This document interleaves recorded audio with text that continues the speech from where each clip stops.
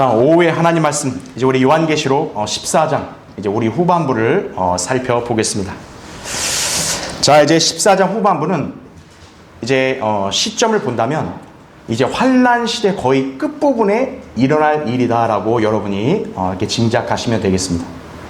자, 특히나 이제 오늘 우리가 살펴볼 이 예언의 말씀은 여러분이 이제 어떤 비유와 연관을 지어서 살펴보면 되냐면 알곡과 독보리의 비유입니다. 예. 여러분 이 비유 좀 기억나시죠? 예. 특히나 오늘날 어떤 이단 종파가 이 비유를 갖다가 악용해 써먹고 있냐면 바로 신천지예요. 예. 알곡과 독보리. 그러니까 알곡은 창고로 드린다 했잖아요. 예. 그걸 자기네 어떤 교회나 집단으로 들어오는 걸로 얘기하고 있는 거죠. 참 한심하죠? 예. 그러나 그 비유는 지금 이 교회 시대에 적용되는 비유가 아니에요. 오늘 여러분이 이 요한계시록 후반부의 말씀을 보게 되면 바로 그 비유가 시점이 바로 이 시대구나 라는 것을 여러분이 이해하실 수 있다는 얘기죠. 자, 여기서 우리는 이제 무엇을 짐작할 수 있느냐, 이제 알고 쉽게 말하면 하나님께서는 곡식을 낫을 대어서 걷어 드리는 거예요. 창고로 드리는 일이 한 번 있고, 그 다음으로 이제 17절부터 나오는 이 말씀 뭐냐면 불에 태워버리는 그런 용도를 위해서 곡식을 걷어들이는 거예요. 그러니까 성격이 완전히 다르죠. 그렇죠? 그것을 우리가 발견할 수 있는 게 뭐냐면 17절부터 20절에는 이제 불로 태우는 권세를 가진 천사가 이제 포도송이를 거두라 얘기합니다. 그 포도송이를 왜 거두느냐? 보관하는 게 아니라 짓밟기 위해서라는 거죠. 그러니까 이 포도송이에 해당되는 사람들은 뭡니까? 멸망의 심판을 당하는 것이고, 반면에 앞에 나온 창고로 들어가는 이 곡식, 이것 알곡은 바로 이제 구원받은 성도들을 가리킨다라고 여러분이 이해하시면 된다는 얘기죠. 그렇죠? 네. 자, 오늘 그 점에 관해서 우리가 자세하게 한번 살펴보겠습니다. 자, 먼저 14장, 여러분 거기 15절, 16절을 보세요. 자, 우리가 지난 시간에 14절 공부할 때는 인자와 같은 이가 나타났다, 예수 그리스도가 출현하신다는 것을 우리가 살펴봤어요. 그럼 이제 15절 보시면, 그때 다른 천사가 성전에서 나와 구름 위에 앉으신 그분께 큰 음성으로 부르짖기를, 이렇게 나오죠. 구름 위에 앉으신 분은 14절에 나오는 바로 인자 같은 이가 되겠죠. 그렇죠? 자, 뭐라고 부르짖냐? 주의 낫을 대어 어떻게 하래요? 곡식을 거두소서. 주께서 거두실 때가 되었으니 이는 땅의 곡식이 익었음이니다라고 하더라. 그러자 구름 위에 앉으신 이가 그의 낫을 땅에 대어 땅에서 곡식을 어떻게 한다? 거두더라. 이렇게 말씀을 하고 있는 거죠. 예. 그러니까 지금 이 사건과 17절부터 20절에서 포도송이를 거두는 거하고는 완전히 성격이 다르다는 사실을 기억을 하셔야 됩니다. 하지만 공통점은 뭐다? 환란 끝에 일어날 일이라는 사실은 우리가 짐작할 수 있다는 얘기죠. 예. 자, 그 이유는 바로 여기 곡식은 환란 성도들을 가리키고, 이 곡식을 거둬들인 일이 바로 뭡니까? 환란 성도의 휴거를 이렇게 가리키기 때문이라는 얘기죠. 그렇죠? 예. 그러니까 이 환란 성도가 이 창고 하늘로 옮겨지는 바로 이때는 환란 끝에 있을 일이고, 그 뒤에 이 포도송이가 짓밟혀 진멸하는 때는 지상재림 때 있을 일인 거죠. 예. 그러니까 지금 시점은 환란 끝에 있을 일이다라는 것을 우리가 이해할 수 있습니다. 자, 1번 보시죠. 교환에. 자, 16절에 이런 말씀이 있습니다. 구름이 앉으신 이가 낫을 땅에 대어 곡식을 거두시더라. 재림 직전 환란 성도들의 휴거를 그래서 묘사한 말씀이다 라고 여러분이 이해하시면 됩니다. 자, 괄호 1번 보시면 흔히 이 구절을 재림의 완전한 묘사로 가르쳐요.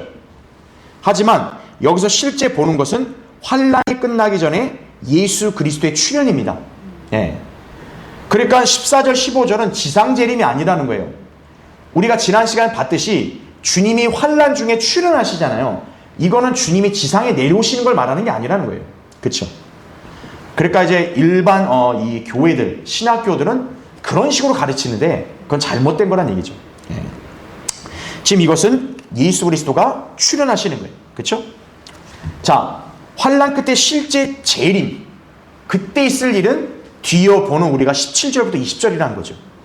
그래서 주님이 출현하시는 거하고 그 다음에 주님께서 재림하실 때까지 간격이 있는 거예요. 그 간격이 정확히 얼마인지는 우리가 알 수 없다는 얘기죠. 그렇죠? 예. 그래서 재림과 관련해서는 17절부터 20절의 묘사가 되니까 우리가 잠시 뒤에 보기로 하고요. 자, 그럼 괄호 2번 보십시오. 자, 여기 곡식은 아까 얘기했죠. 누구를 상징한다? 환난 성도들을 상징합니다. 자, 이 점을 예수님께서 진즉이 예고하셨어요. 예수님께서 초림 때 알곡과 독보리의 비유를 말씀하셨죠. 그렇죠? 차이가 뭐였습니까? 알곡은 창고로 따로 드리는 거예요. 그 다음에 이 독보리도 어때요? 묶어서 불에 태운다라고 말씀을 하셨습니다. 그렇죠? 바로 여기서 두 부류로 갈린다는 걸 우리한테 보여준 거예요. 즉 환난 때 구원받을 성도들과 구원받지 않은 자들, 바로 이들에게 임할 운명이 다르다라는 것을 진즉이 예고하셨다는 얘기죠. 그렇죠? 자, 그래서 그 밑에 마태복음 13장 24절부터 30절을 제가 요약해놨으니까 보세요. 주께서 그들 앞에 또 다른 비유를 들어 말씀하시기를 천국은 좋은 씨를 자기 밭에 뿌린 사람과 같으니 사람들이 잠자는 동안 그의 원수가 와서 곡식 사이에 독보리들을 뿌리고 가버리니 싹이 나고 이삭이 패일 때 독보리들도 나오니라. 자, 이때 주님이 제자들에게 뭐라고 당부하셨어요? 독보리하고 알곡을 지금 단번에 제거할 수 없다 이거죠. 왜냐하면 너무 비슷하니까 자칫하면 알곡도 다칠 수 있다. 그 나중에 이제 때가 되면 어때요? 세상의 끝에가 되면 천사들이 와서, 이제 천사들이 추수꾼인 거예요. 그들이 이것을 갈라서 이제 알곡은 창고로, 그다음에 이 독보리들은 묶어서 불에 태울 것이라고 이렇게 말씀을 하시는 거죠. 그래서 그 밑에 보면 추수 때 내가 추수꾼들에게 말하여 먼저 독보리들을 모아서 불사르기 위해 단으로 묶고 이렇게 나오죠. 예. 그 다음에 곡식은 내 곡간으로 모아드리게 하리라 말씀하시죠. 예. 그러니까 여기에 나오는 곡식이 바로 뭡니까? 지금 여기 15절에 나온 주님이 낫으로 거둬들이는 곡식이 되는 거예요. 성경은 그렇게 연결이 되는 거예요. 자, 이 알곡과 독보리의 비유는 그러면 어떤 해석을 해야 될까요? 신천지식으로 해석해야 될까요? 아니에요. 예수님이 곧바로 해석해 주세요. 그래서 그 밑에 제가 기재해놨죠. 마태복음 13장 37절부터 40절에 예수님이 제자들의 요청에 따라서 해석을 해줘요. 보세요. 주께서 그들에게 대답하여 말씀하시기를 좋은 씨를 뿌리는 자는 누구다? 인자다 이거예요. 밭은 어디다? 세상이다. 교회가 아니에요. 그렇죠? 그 다음 좋은 씨는 누구다? 왕국의 자녀들이라 하죠. 왕국의 자녀들은 그리스도인들이 아닙니다. 그렇죠? 그리스도인은 교회죠. 왕국은 유대인들에게 해당되는 거란 말이에요. 그렇죠? 그러나 독보리들은 누구다? 악한 자의 자녀들이요. 독보리들을 뿌린 그 원수는 마귀이며 추수는 세상의 끝이요. 추수꾼들은 천사들이니라. 그러므로 독보리들을 거둬서 불에 태우듯이 이 세상의 끝에도 어떻게 한다? 그렇게 되리라 하죠. 이 세상의 끝이 뭐겠어요? 바로 대환란 끝을 가리키는 거예요. 왜냐하면 예수 그리스도가 재림하시게 되면 어떻게 돼요?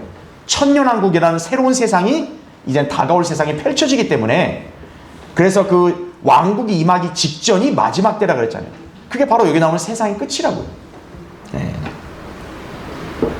자, 그렇기 때문에 우리가 이제 곡식이라는 표현을 봤을 때는 이거는 주님께서 보살피시고 주님께서 돌보시는 그러한 자녀들과 연관이 있구나, 그렇게 이해하시면 되는 거예요. 자, 괄호 3번 보세요. 특히 구약에는 이스라엘 백성과 관련하여 뭐로 지칭한다 그래요? 수확할 열매로 지칭합니다. 구약에서 이스라엘 백성은. 예. 그러니까 수확할 열매니까 여기서는 곡식이 되는 거죠. 요한계시록에는. 그렇죠?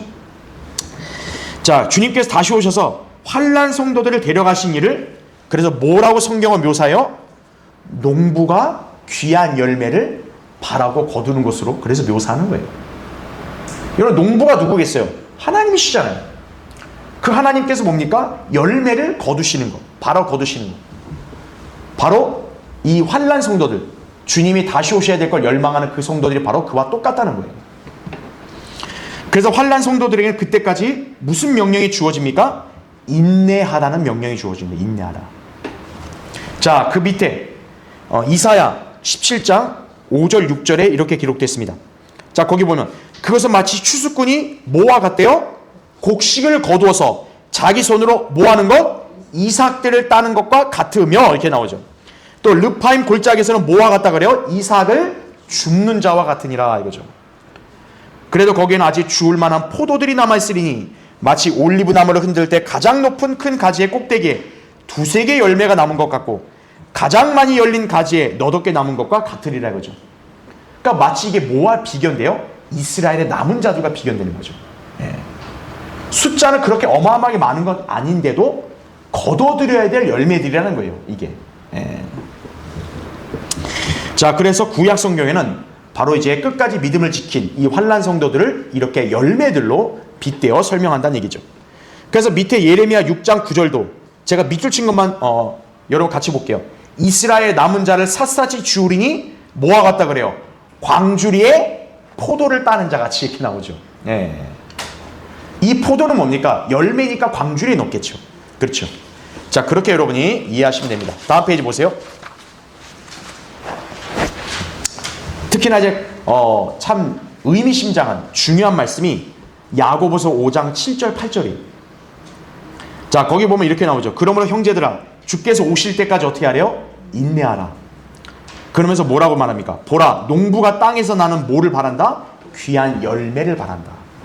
자, 방금 우리 요한계시록 14장 거기 15절 읽을 때 이제 곡식을 거둘 때가 됐다 그러죠. 곡식이 익었다고 하는 거죠.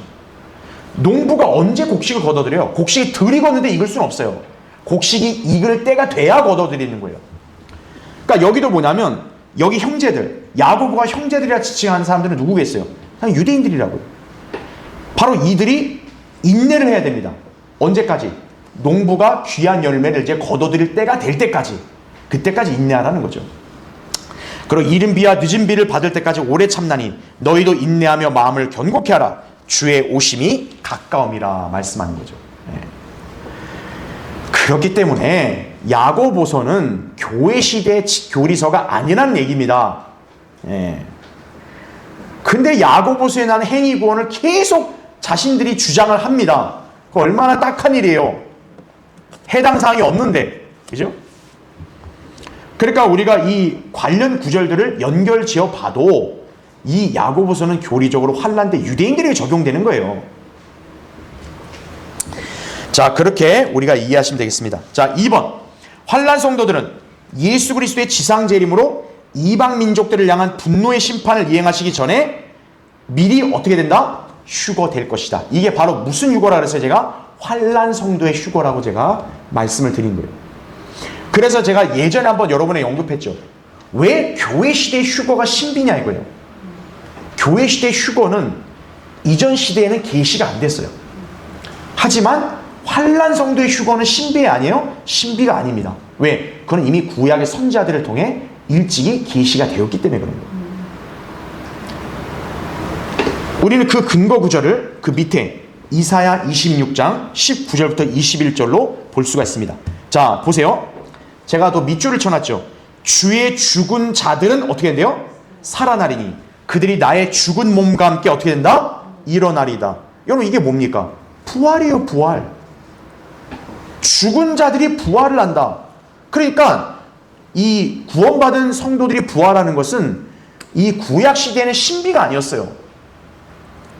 다만 뭡니까? 우리 신약 그리스도인들이 부활하고 휴거되는 것은 그들에겐 계시가 안 됐던 거죠. 예. 하지만 여기 구약 시대 선지자들에게는 이미 그것이 계시가 된 거예요. 그래서 이들이 예언을 했죠. 바로 이 예언이 환난 끝에 성취가 된다는 얘기예요. 그러니까 주의 죽은 자들, 바로 환난 성도들이겠죠. 또 그 이전의 성도들 살아날 것이죠. 흙에 거하는 너희는 깨어서 노래하라. 주의 이슬은 수풀의 이슬 같으니 땅이 죽은 자들을 던져버릴 것임이니이다 나오죠. 이게 무슨 말이에요? 사람이 죽으면 어디에 묻혀요? 땅 속에 묻히지 않아요. 땅이 어떻다? 던져버린다. 그 죽은 자들이 땅에서 나온다는 얘기예요. 예. 그걸 굉장히 아주 멋지게 표현한 거죠. 자, 더 중요한 거 제가 밑주신 거 보세요. 자, 하나님이 이렇게 선언하세요. 내 백성아 오라. 뭐라 그래요? 내 방들에 들어가서 내 문들을 닫고 그 분노가 지나갈 때까지 어떻게 하라? 잠깐 동안만 숨으라 이거죠. 예. 그러니까 이 말씀 마치 무엇을 의미하는 거냐면 주님이 진노의 심판을 행하시기 전에 니들은 잠깐 피해 있으라 이거죠. 예. 바로 이게 환난 성도들의 휴거의 성격과 일치하는 거죠. 환난 성도들이 왜 휴거가 되겠어요? 주님이 이제 지상에 재림하시면 다 진멸하시고 심판하실 것이기 때문에 그들을 보호하는 성격이 있으니까 그런 거예요. 보라 이는 주가 땅의 거민들을 그들의 죄악으로 인해 벌하시리니 그의 처소에서 나오시미니 이렇게 나오죠. 그렇죠? 예. 자, 그렇게 이해할 수 있고, 그 다음 밑에 마태복음 24장 30절, 31절이죠.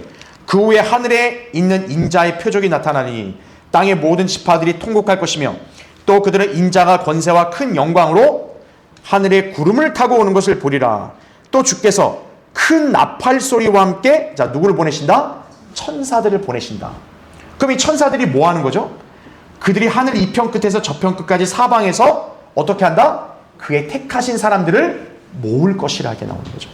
예. 아까 우리 알곡과 독보리 비유했을 때도 뭡니까? 알곡들을 곡간에 드리는 거. 바로 추수꾼들이 한다 그랬죠. 그게 천사들이란 말씀 아까 봤잖아요. 그러니까 지금 이게 연결이 되는 거죠. 여기도 천사들을 보내서 어때요? 그들을 따로 모으는 거죠. 예. 바로 환난 끝까지 구원을 지킨 그런 성도들이 이제 휴거가 될 거란 말씀이죠.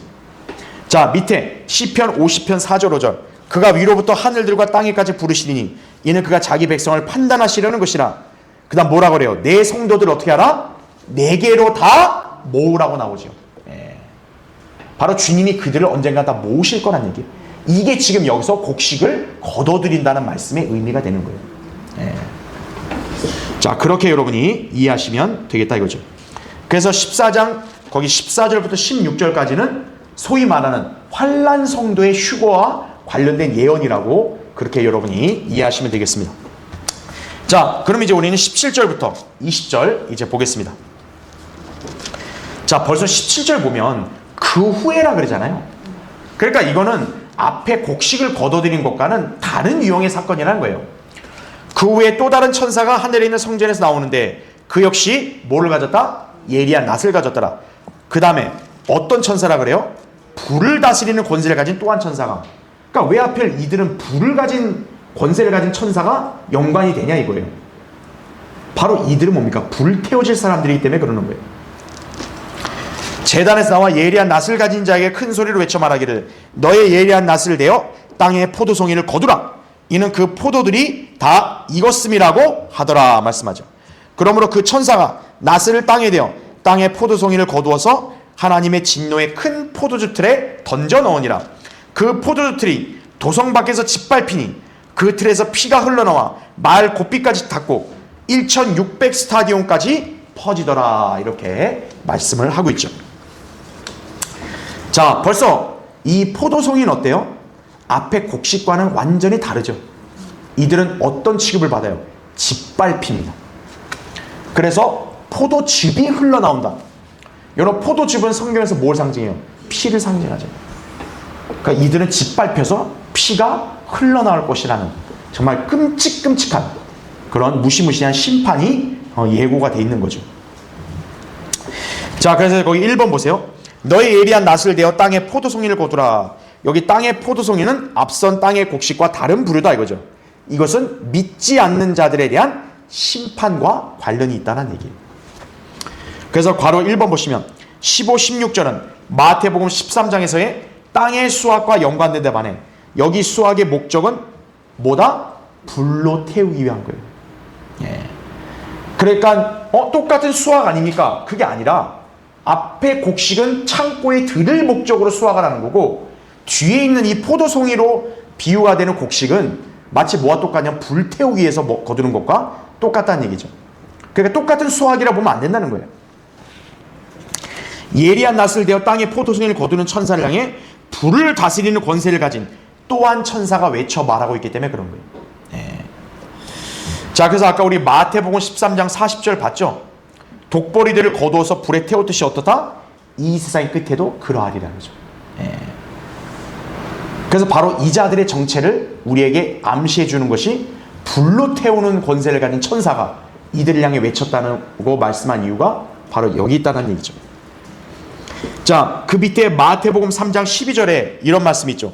그분은 손에 키를 들고 자기의 타작마당을 철저히 정결케 하시며, 자, 이게 중요해요. 자기의 알곡은 어떻게 한대요? 모아서 창고에 드린다.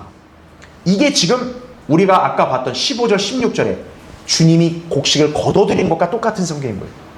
네. 그러니까 알곡은 의미 있는, 쉽게 말하면 구원받은 성도들이니까 거둬들이는 거예요. 그에 반해서 쭉정이는 어떻게 한다? 꺼지지 않는 불로 태우신다. 아까 독보리 뒀대요. 단으로 왜 묶었어요? 불로 태우기 한 거. 여기 쭉정이도 왜 뭐예요? 불로 태우기 위해서. 불은 하나님의 진노를 상징합니다. 그러니까 이들의 멸망을 예고하는 것이죠. 그 여기 있는 여러분 이 불이 그래서 무슨 불이라 이해하시면 돼요? 지옥불이에요. 성령의 불이 아닙니다. 이 앞에 3장 11절에 보면 성령이나 불로 침례준다고 나오거든요. 이걸 갖다가 이 순복음 은사주의자들은 성령을 불로 해석을 하는 거예요. 불 받아라 이거죠. 불로 충만하게 하소서 이런 소리 하는 거예요. 그게 뭐냐면 지옥에 보내달라는 거예요. 그게 얼마나 참 무식한 소리 하는지도 모르고.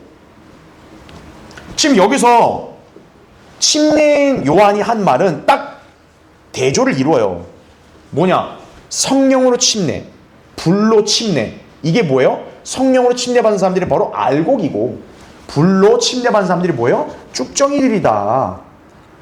그러니까 쭉정이들은 불로 태워진다. 지옥에 간다는 건데 그것도 모르고 그냥 그 불로 침례받는다는 걸 그냥 성령 받는 걸로 해석을 하는 거예요. 성령 세례. 불 받아라 이거죠. 불로 막 뜨거워진다 이거죠. 아주 무서운 소리 하고 있는 거죠. 그렇죠? 그래서 이제 괄호 2번 보시죠. 알곡은 하나님을 향해 자란 것으로 수확하여 창고에 넣는 반면 여기 포도송이는 하나님의 진노의 큰 포도주 틀에 던져져 짓밟힐 목적으로 걷어들여진다는 거죠. 그래서 똑같은 수확이 아니라는 거예요. 재림 때의 상황을 선명하게 보여주는 것이죠. 옆에 그림도 보세요. 진노의 포도주 틀. 바로 우리 주님이 어떤 거예요? 이제 지상 재림하시면 적그리스도와 이방 민족들을 진멸하실 때 어떤 식으로 진멸을 시키는 거예요? 밟아버리시는 거예요. 밟아버리는 거예요. 네. 그러니까 그 2억 명이나 되는 군대가 밟히면 어떻게 되겠어요? 피가 엄청나게 튀겨 나오겠죠. 그 피가 얼마만큼까지 찬다는 거예요? 말 고삐까지 찬다는 거죠. 한두 명이 아니라 2억 명이 다 피가 터져서 나오니까. 그 일반 교회 다니는 사람들은 이 예언을 문자 그대로 받아들이지 못하는 거예요. 아, 무섭거든요. 이렇게 끔찍끔찍한 소리 하냐고. 성경에 이 기록된 말씀은 실제 문자적으로 이루어질 예언이에요. 바로 주님은 이제 아마겟돈 전쟁 때 이들을 짓밟으실 때 그 광경이 포도주 틀에 포도송이 놓고 밟은 거하고 똑같이 연상이 될 정도로 밟아버리신다는 거예요. 예수 그리스도를 거부한 죄인들, 복음을 조롱하는 죄인들, 적그리스도에게 합세한 죄인들 다 이렇게 되는 거예요. 자, 괄호 3번에 따라서 탕의 포도는 하나님께 쓰시지 않는 포도인데 그분께서 저주하여 없애버리실 죄인들을 상징한다고 제가 방금 설명드린 거예요. 그들이 큰 포도주 틀에서 짓밟힌다는 것은 그 죄인들이 아마겟돈 전쟁에서 주님께 짓밟혀 잔인하게 살해당하게 될 것을 보여준다는 얘기죠. 그래서 요한계시록 그 밑에 19장 15절 우리가 나중에 보겠지만 아마겟돈 전쟁의 직접적인 예언에도 어떤 식으로 묘사하는지 보세요. 그의 입에서는 예리한 칼이 나와서 그것으로 민족들을 칠 것이요 또 철장으로 그들을 다스릴 것이며 그 다음 뭐라고 합니까? 그는 전능하신 하나님의 맹렬한 진노의 포도주 틀을 밟을 것이라. 그래서 계시록 19장 15절과 여기 14장 19절 20절 말씀은 연결이 되는 거예요. 별도가 아니라 똑같은 시대에 있을 말씀을 반복해서 언급을 하는 거라고 이해하시면 되는 거죠. 그래서 이들 어떻게 합니까? 일일이 한 사람 한 사람 밟는 게 아니에요. 다 한꺼번에 모이게 한 다음에 한 번에 밟아버리는 거예요. 그래서 오늘날 왜 유엔이라는 게 있을까요? 왜? 하나님을 믿지 않은 이방 민족들을 한 단으로 다 묶기 위해서 유엔이라는 기치 아래 모이게 하는 거예요. 그러면 하나님이 다 모이게 하면 어떻게 하는 거예요? 그냥 바로 짓밟아 버리시는 거예요. 자, 그 관련된 말씀이 맨 밑에 스파냐 3장 8절에 나오죠. 주가 말하노라. 그러므로 너희는 내가 일어나서 먹이로 삼는 날까지 어떻게 하라? 나를 기다리라. 이는 내 결심이, 자, 이게 하나님의 결심이에요. 뭐래요? 민족들을 모으는 것이다 이거예요. 오늘날 자기들끼리 연합한다 하면서 막 모이죠. 그게 인간 자신들이 생각을 하는 것 같죠? 아니에요. 배후에 하나님께서 다 모이게 하는 거예요. 야, 흩어지지 마. 모여. 그 다음에 한 반에 다 그냥 밟아버리시는 거예요. 내가 왕국들을 모아서 그들 위해 내 분노 곧 나의 모든 경로를 쏟으리라 말씀하는 거죠. 그런데 왜 그런지 옆에 나오죠. 이는 온 땅이 뭐라 그래요? 내 질투의 불로 삼켜질 것이며. 아까 우리 독보리 비유할 때도 어때요? 불로 사른다 그랬죠. 쭉정이도 어떻게 한다 그랬어요? 불로 태운다 그랬죠. 바로 지상재림 때 그들의 멸망이 뭐와 똑같은 거예요? 불에 태워지는 것과 똑같기 때문에 질투의 불로 삼켜진다는 말씀하는 거예요. 자, 여러분이 그렇게 이해하시면 되겠습니다. 자, 그래서 잠깐 영역 보시죠. 자, 이제 대환란을 이렇게 도표로 잠깐 보면은 기본적으로 7년이라는 사실을 우리는 알 수 있습니다. 그렇죠? 네. 그러니까 7년도 3년 반으로 나뉘죠. 네.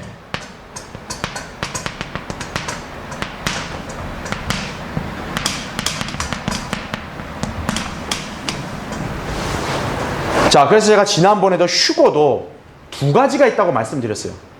일단 신약 성도들, 교회가 휴거되는 것은 이때가 아니라 이전에 휴거가 되는 거예요.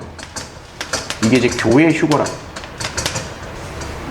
그래서 교회는 환난과 아무 상관이 없는 거예요.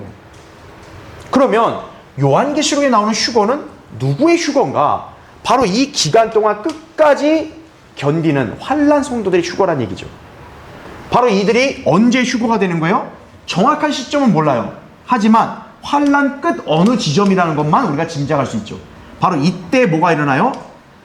휴거. 이제 환난 성도의 휴거가 여기서 일어나게 되는 것이죠.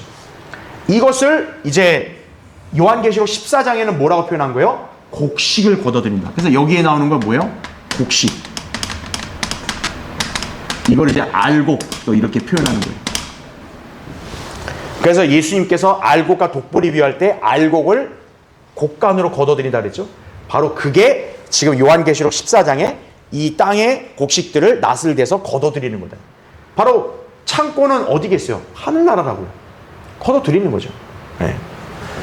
반면에 이제 지상재림, 이때 주님의 이제 지상재림이 있을 때, 여러분 지상재림하면 주님이 과연 무슨 전쟁을 일으킨다 그랬어요? 아마겟돈 전쟁이죠.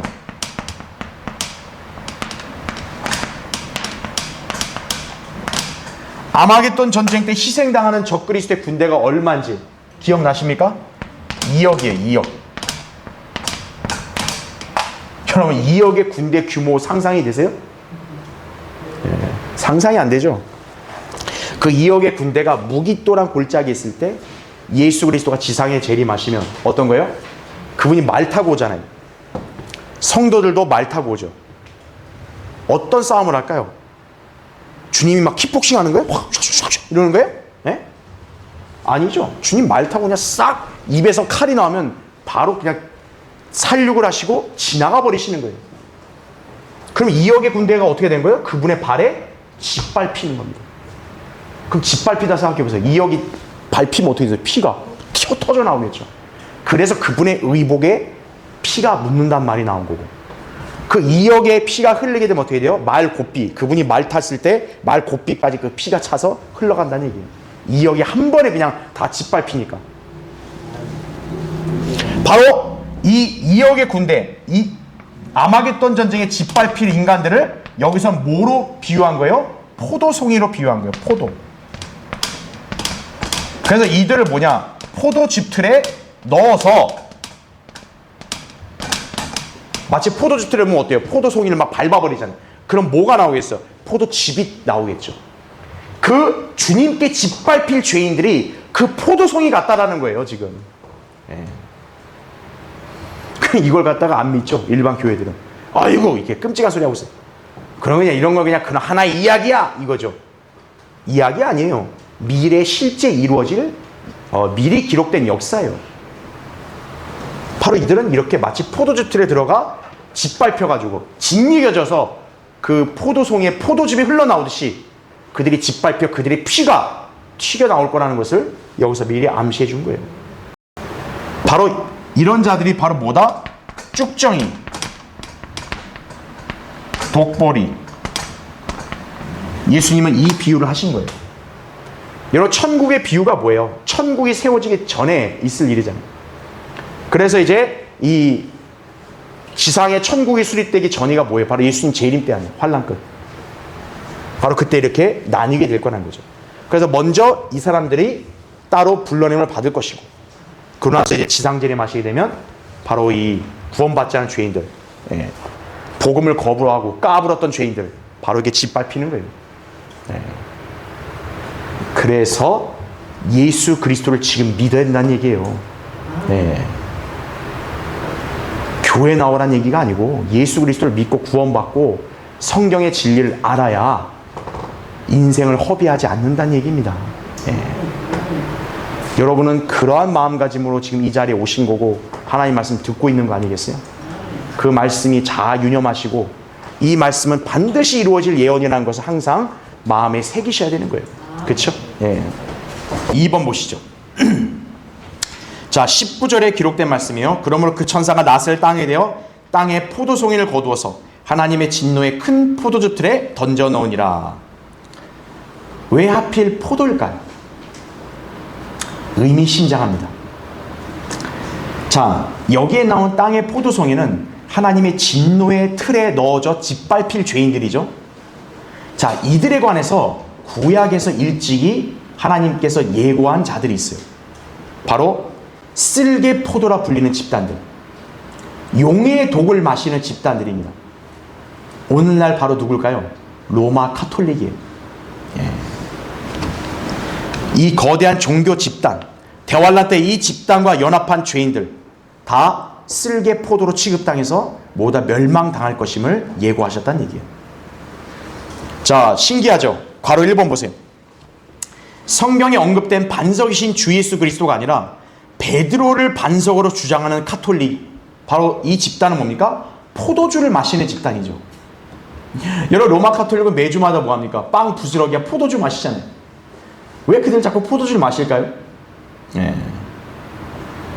바로 그들의 성격을 딱 성경에서 예고한 그런 말씀과 맞아떨어지는 거예요. 이들이 마시는 포도주는 겉으로는 예수님 피라 그러거든요. 하지만 성경은 뭐라고 부르냐? 용의 독, 독사들의 지독한 독이라 부릅니다. 자, 여기 용이 누굴까요? 바로 사탄이죠. 마귀죠. 자, 우리 한번 찾아볼까요? 신명기 32장 한번 보세요. 거기 31절부터 33절을 보겠습니다. 자, 여기 신명기 32장에는 두 부류가 대조가 됩니다. 그들이라는 부류와 그 다음에 우리라는 부류예요. 이 신명기는 모세가 기록이기 때문에 우리라고 했을 때는 모세를 포함한 유대인들이 되겠죠. 그렇죠? 반면에 그 반대, 그들은 이방인들이 될 겁니다. 자, 그럼 거기 31절 보면 그들의 반석이 우리의 반석과 같지 않음을 우리의 원수들까지도 스스로 판단하는도다, 이렇게 말씀하죠. 자, 반석이라고 하는데 어때요? 그들의 반석과 우리의 반석이 다르다는 얘기예요. 여러분, 하나님의 백성의 반석은 당연히 누구예요? 하나님이십니다. 오늘날 이 시대에 우리는 반석을 누구라고 당연히 믿습니까? 예수 그리스도예요. 그런데 거꾸로 하나님을 믿지 않는 이 이교도들, 악한 죄인들의 반석은 따로 있는 거예요. 그렇죠? 오늘날 반석을 예수 그리스도가 아니고 베드로라고 주장하는 집단들이 바로 누구예요? 로마 카톨릭이죠. 그러니까 그들의 반석과 우리의 반석 역시 같지를 않은 거예요.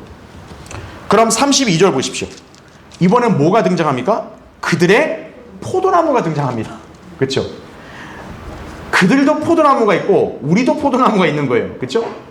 그들의 포도나무는 소돔의 포도나무요 고모라에서 들에서 나온 것이라. 그들의 포도가 뭐라 그래요? 쓸개 포도다. 그래서 그 송이들은 어때요? 쓰다고 나오죠.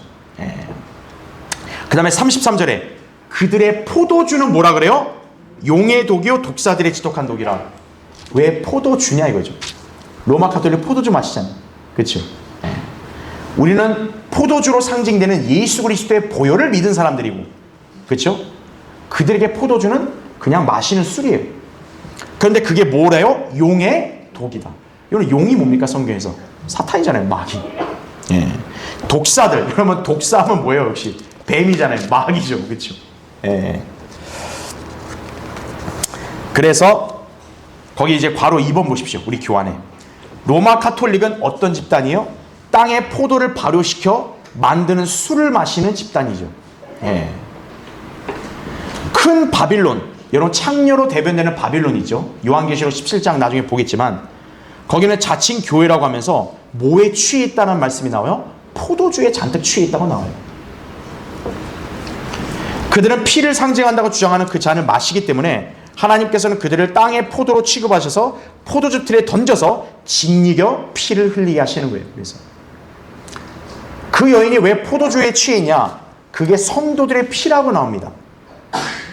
이 자들이 포도주를 마신다고 하는데 사실 뭐예요? 이 자들은 피를 마시는 거예요. 누구의 피를 마시는 걸까요? 예수님의 피를 마시는 게 아니에요. 이 자들은 성도들의 피를 흘린 자들이에요.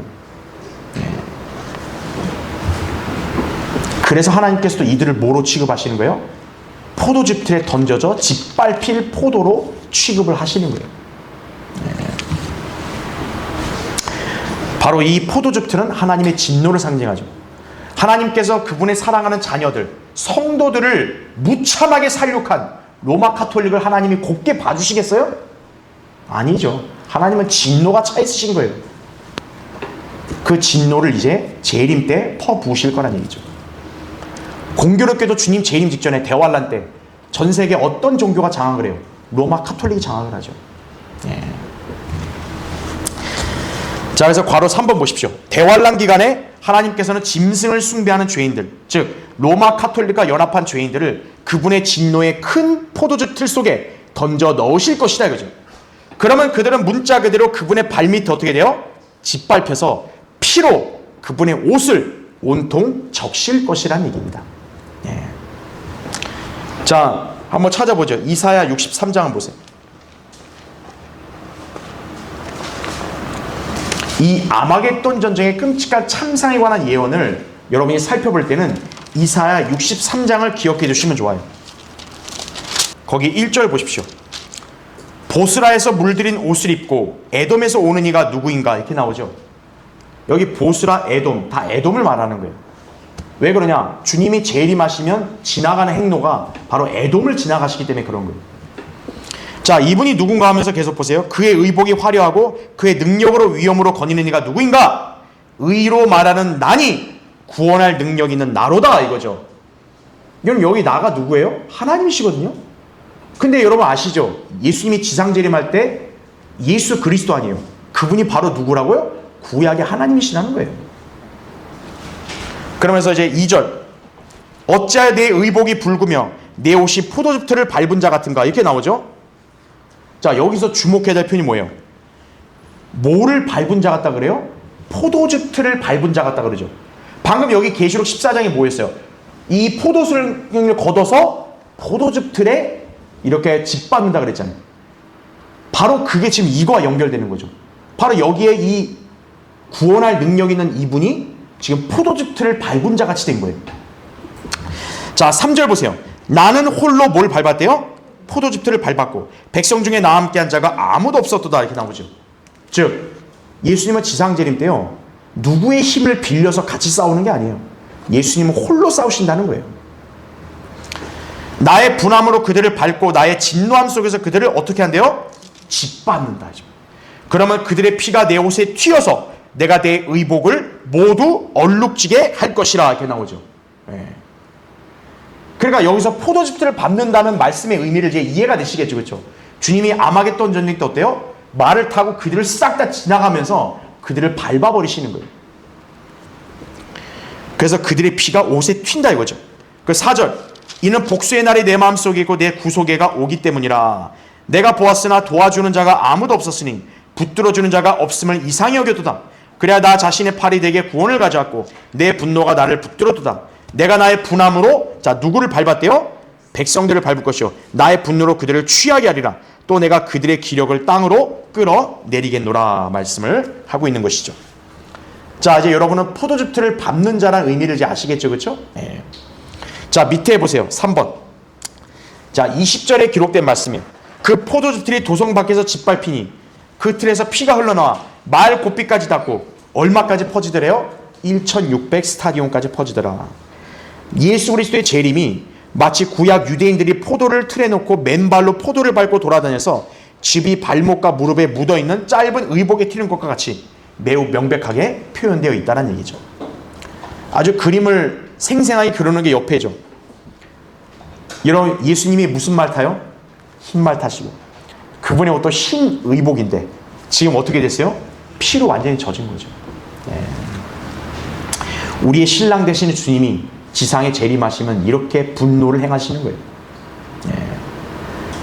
지금 인간들은 하나님을 두려워할 줄 모르고 까불고 있잖아요. 맨날 심심하면 아기 예수 타령이 나고 아기 예수 이러고. 재림할 때 예수님은 아기 예수로 오시는 게 아니에요. 무서운 군인으로 무장된 대장으로 오시는 거예요. 자, 괄호 1번 보십시오. 이 사건이 어디에서 일어나요? 도성 밖에서 일어납니다. 히브리서 13장에는 우리 주님이 어디서 고난을 받았다 그래요? 진영 밖에서 고난을 받았다 그래요. 그럼 여러분 생각해 보세요. 예수님의 십자가 사건이 어떤 전설이나 우화예요? 아니면 역사예요? 역사죠. 그와 마찬가지로 여기서도 성읍 밖에서 일어난다는 말씀을 통해서 우리는 뭘 알 수 있는 거예요? 십자가 사건과 같은 분명한 사실이라는 걸 우리는 알 수 있는 거예요. 네. 자, 그래서 예수님께 성읍 밖에서 고난받으셨던 것이 문자적 사건이었듯이 그분께서 죄인들을 짓밟으시는 것 또한 문자적인 예언이라는 사실을 우리가 간과해서는 안 돼요. 자, 괄호 2번에 구약에서 주의 날을 복수의 날로 지칭하죠. 아까 우리 읽었을 때 복수의 날이라 했잖아요. 이를 마치 뭐로 묘사합니까? 사자가 포효하는 거로 묘사하는 거예요. 무시무시함을 나타낸다 이거죠. 다음 페이지죠. 주 예수 그리스도께서는 유다 지파의 사자시죠. 계시록 5장 5절에. 그러니까 재림 때 죄인들을 향해 뭘 합니까? 이분이 포효함으로 분노를 발하실 것이라는 얘기죠. 제가 선지서, 특히 소선지서 강의할 때도 포효하는 사자에 관해서 제가 한번 강의한 적이 있어요. 사자가 포효하는 모습이 바로 주님의 진노를 발하는 것을 상징한다는 얘기죠. 그래서 이게 여러분이 단순하게 그냥 상징적으로 보면 안 되고 주님이 정말 재림하시면 어떻게 될까요? 사자가 포효하듯 엄청난 소리를 내실 거라는 걸 우리는 알 수 있는 거예요. 그 소리를 인간의 귀는 제대로 못 듣는 거예요. 엄청난 그런 고성이 이제 발하게 될 거란 얘기예요. 자, 그 근거 구절을 보세요. 밑에 예레미야 25장 30절에 그러면 너는 이 모든 말씀을 그들에게 예언하고 그들에게 말하라. 주가 높은 데서 어떻게 한대요? 소리 지르며 나오죠. 그러니까 주님이 조용히 오는 게 아니에요. 지상에 재림하면서 소리를 막 발하는 거예요. 여러분, 사자가 한번 포효하는 거 보세요. 동물계가 어떻게 돼요? 어마어마하게 그 울림이 이렇게 무섭게 들린다고요. 그래서 사자의 위험을 어디에 빗대지 못하는 거예요. 그래서 주님이 소리 지른다 이거죠. 그의 거룩한 처소에서 목소리를 내는도다. 그가 그의 처소 위에서 힘있게 소리 지르리니 그가 뭐를 밟는 자들, 이거 보세요. 뭐를 밟는데요? 포도를 밟는 자란 말을 또 써요. 그러니까 바로 이게 지금 요한계시록에 뭡니까? 포도즙 틀에 넣어서 짓밟는 주님의 진노의 심판을 가리킨다는 거예요. 그래서 포도를 밟는 자들처럼 땅의 모든 거민들에게 뭐 어떻게 한다? 소리를 지른다. 우리 주님이 소리를 지르시는 거예요. 그때 어때가? 땅이 울릴 거예요. 이건 저의 어떤 추측이지만 땅이 울릴 거라고. 얼마나 공포스럽겠어요. 자, 밑에 나움 1장 2절부터 6절에 나온 말씀 요약했는데 보세요. 자, 하나님은 뭐 하신대요? 질투하시며, 주는 뭐 하신대요? 복수하신다. 주는 사랑만 하는 분이 아니에요. 복수도 하시는 분이에요. 주는 복수하시며 진노하시고, 주는 그의 대적들에게 뭘 하신대요? 안갚음을 하시는도다.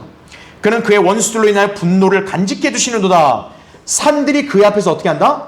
진동한다. 이거죠. 그러니까 여러분, 재림의 광경을 한번 상상을 해보세요. 주님이 하늘의 군대를 이끌고 내려오시는데 소리를 지르잖아요. 땅이 울리죠. 그 다음 무슨 일이 벌어져요? 산들이 녹아내리는 거예요. 땅이 그의 면전에 타나니 실로 세상과 그 안에 거하는 모든 것이로다. 그의 경노함이 뭐처럼 쏟아진다? 불처럼 쏟아진다. 이렇게 말씀을 하고 있는 거죠. 밑에 요엘 1장 15절도 슬프도다 그날이요 이는 주의 날이 가까웠으며 전능하신 분으로부터 오는 멸망처럼 그날이 올 것임이라 말씀하는 거죠. 주의 날. 그래서 괄호 3번 제가 밑줄을 쳐놨죠. 주의 날은 뭡니까? 예수 그리스도께서 팔레스타인에 다시 오셔서 이역의 유엔 기병들의 머리 위에 임하여 그들을 쳐서 그분의 발밑에 깔아 뭉갰으로써 그들의 흘러나온 피는 마을 고삐까지 닿을 것이며 1600 스타디온까지 퍼질 것이다. 오늘날 환산하면 약 한 260kg라고 그렇게 얘기를 합니다. 2억이 피를 흘렸으니까 얼마나 그 피의 양이 많겠어요. 근데 키로가 얼마까지 흐른다고요? 1600 스타디온이 260kg예요. 260kg면 여기서 어디까지일까요? 서울 그렇게 거기까지 흐르겠죠. 피가. 네. 끔찍하죠, 그렇죠? 그런데 예수님뿐만 아닙니다. 그분과 함께 돌아온 성도들의 발도 어때요? 이 피에 잠기게 될 거라고 이렇게 예고하고 있어요. 밑에 시편 68편 23절에 내 발이 내 원수들의 피에 잠기고 내 개들의 혀도 거기 잠기리라 이렇게 말씀하고 있는 것이죠. 자, 여기는 안 나왔지만 여러분 그 말씀 기억나실 거예요. 주님이 어때요? 내가 내 원수들을 뭐라 그래요? 내 발판으로 삼을 때까지 내 오른편에 앉아있으라 했죠. 즉 주님이 오른편에 언제 앉아있는 거예요? 원수들을 발판 삼을 때까지. 거꾸로 말하면 뭐예요? 주님이 원수들을 발판으로 삼으면 내려오신다는 거잖아요. 원수를 발판 삼는 게 뭘까요? 원수를 발로 어때요? 밟는다는 얘기예요. 네. 그래서 시편의 여러 말씀들을 보면 그분의 머리 앞에 읊조리는 그런 내용들이 나오는 거예요. 그분의 발을 핥는다는 말이 나와요. 발을 핥는다는 게 뭐냐면 그분의 발밑에 아주 짓밟힌다는 거예요. 그분이 발로 밟는다는 거예요. 그런 꼴을 당하지 않으려면 지금 이 시대에 회개하고 예수 그리스도를 구주로 믿어야 되는 거예요. 네. 그러면 되는 거란 얘기죠. 그렇죠? 창세기 49장 11절 12절에도 그의 어린 나귀를 포도나무에 메고 그의 나귀 새끼를 선별한 포도나무에 메며 그의 옷들을 포도주로 빨고 그의 의복을 포도의 피로 빨아도다 이렇게 나오죠. 창세기 때부터 벌써 이미 예고하신 거예요. 하나님은요. 네. 바로 이제 그분의 아들이 이 땅에 오시면 그 포도의 피, 이제 죄인들의 피로 옷을 젖을 거라는 사실을 이미 암시하신 거예요. 그의 눈은 포도주로 붉을 것이며 그의 이는 젖으로 하얗게 되리라. 자, 이것이 바로 예수 그리스도의 재림의 모습이다. 그죠? 그분은 초림 때는 어린 양으로 오셨지만 재림 때는 포효하는 성난 사자로 오실 거란 얘기죠. 너무나 적절한 표현이죠. 초림 때는 어린 양, 재림 때는 사자예요. 네. 자, 이렇게 우리는 14장 내용을 이제 살펴봤습니다. 자, 결론적으로 14장은 대환란 중에 있을 일들에 관해 예언하는 삽입장의 성격을 가져요. 요약하면 대환란이 끝나기 직전 예수 그리스도께서 그분을 바라는 환란 성도들에게 개별적으로 나타나실 것을 우리가 살펴봤어요. 그래서 환란 성도들의 휴거가 있겠죠. 주님께서는 이 땅에 끔찍한 심판을 행하실 거고 죄인들을 진멸하시기 전에 알곡을 창고로 들이실 거다. 창고가 하늘나라인 거죠. 자, 이때 14만 4천 명이 어떻게 되겠어요? 휴거되면 하늘에서 새 노래를 부른다고 우리 14장에서 공부했죠. 예, 하나님을 찬양할 것입니다. 그러나 적그리스도의 표를 받고 그를 경배하며 로마 카톨릭과 연합한 죄인들은 진노의 포도주 틀에 짓밟히는 포도송이들처럼 예수 그리스도에 의해 짓밟혀 살해될 것이다. 그죠? 이런 끔찍한 재앙과 멸망을 당하지 않으려면 예수 그리스도를 구주로 믿어 구원받아야 한다는 얘기죠. 우리가 예수 그리스도를 믿어 구원받다는 사실이 얼마나 놀라운 하나님의 은혜인지를 알고 감사와 찬양을 드려야 하는 거예요. 요한계시록 14장 공부할 때마다 여러분이 교리적으로 예언의 말씀을 공부하는 동시에 하나님께서는 은혜로 나를 이런 끔찍한 대재앙에 놓지 않고 나를 데리고 가신다는 사실에 감사하셔야 되는 거예요. 그렇죠? 자, 다음 시간에 계속 이어서 하겠습니다.